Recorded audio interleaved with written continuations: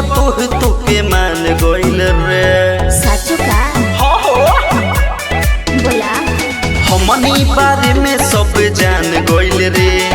माई पतोह तुके मान गइल रे। चलो अब लगे मंदिर में शादी कल कल कल कल। हम हो रेडी बानी तू तो अकेले चला। अब चंद्रवंशी जी भगा के ले चला। हम हो रेडी बानी तू तो अकेले चला।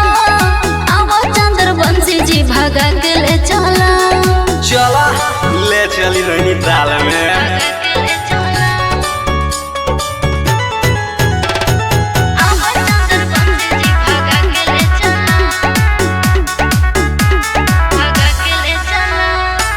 माई हमारे ने पापा के मनाली। रुको ये जाने तनी दिन देखावाली। अरे दिन के छोड़ा जल्दी में बाड़ू का चढ़ी जा घोड़ा तू बारात लेके आवो। मंगिया सजाई हमर श्रद्धा पुरावो। मनावा में तनी का सधीर जानू धल धल धल धल। हम हो रेडी बानी तू तो अकेले चला। आवो चंद्रवंशी जी भगा के ले चला।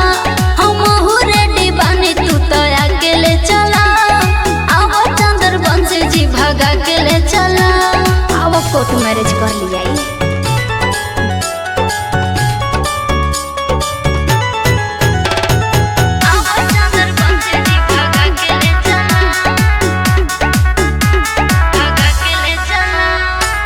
अशोक के लगन बाव जाए न देव हो। से जी के तोह से सवाद हम लेबो।